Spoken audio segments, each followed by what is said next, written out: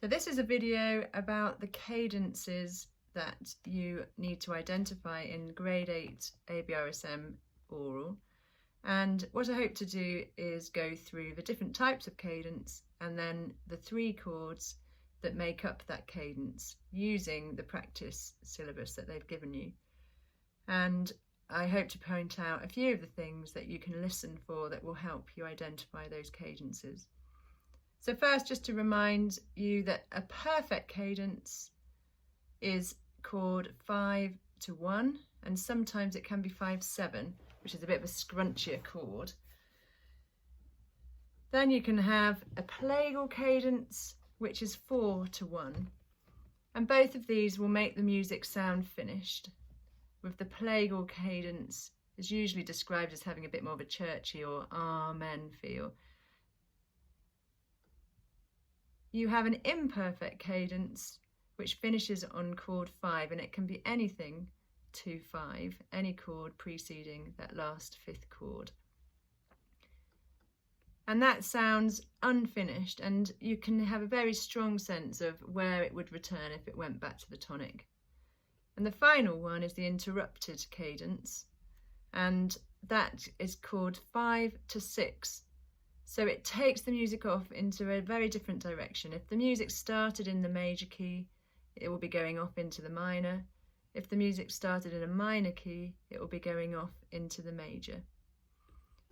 So now I'll play through examples of each of these and show you how the chords can be identified. What's really important with identifying cadences is that you listen really carefully to the bass notes of each of the chords and try and get a visual picture of how that bass line is moving. So first of all, I'll do some perfect cadences. The first one is this starting in C major, and these are the 3 chords.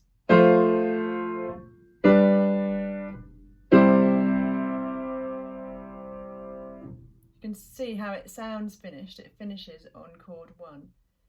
So those 3 chords, first this one, then that one, and the last, those are all major chords, which means that they can only be chords 1, 4 or 5 in the key of C major. And so if you listen to the bass,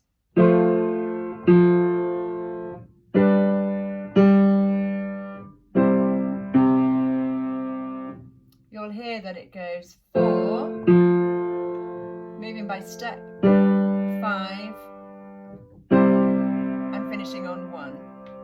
So that's a very straightforward cadence with no inversions, probably one of the easiest to identify. So then here's another example. This time we're in D minor, and you've got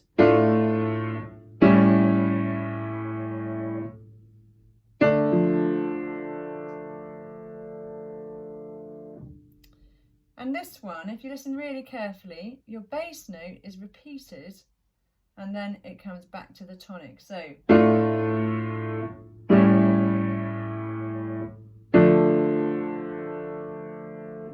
and this is a classic 1C, 5 with a 7, and then finishing back on the tonic 1.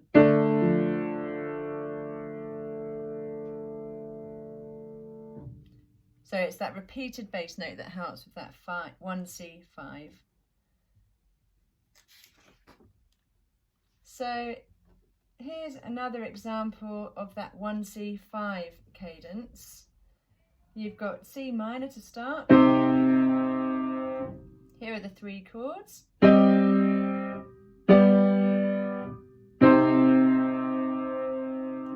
Here in the bass, that repeated bass note. Finishing on the tonic.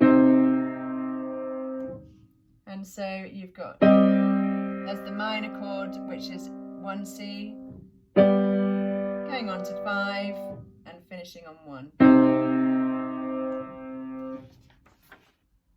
And this one again is also just re-establishing that 1C5 progression, which is really key, really common and quite easy to hear if you can check that repeated bass note. So you're in G major this time, and here are the three chords making up the cadence.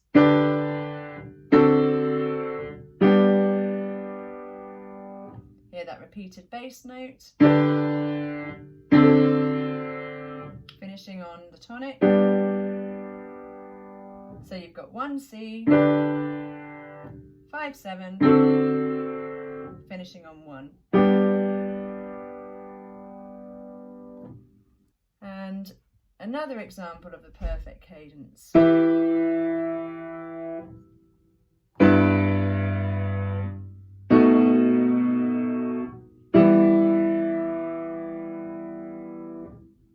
So I play that again. You can hear that the bass has got some jumps in it this time.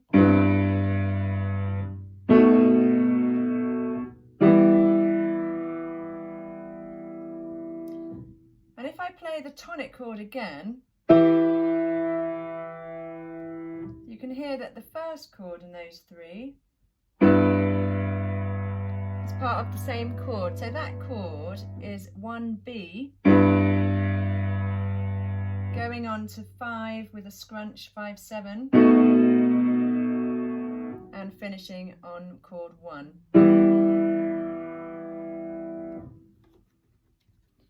Perhaps it's worth reminding you at this stage that in the different major keys and minor keys, different chords have different qualities. So in a major key, chord 1, chord 4 and chord 5 are all your major chords. So C major, you've got a major chord obviously, F major chord, and G major chord.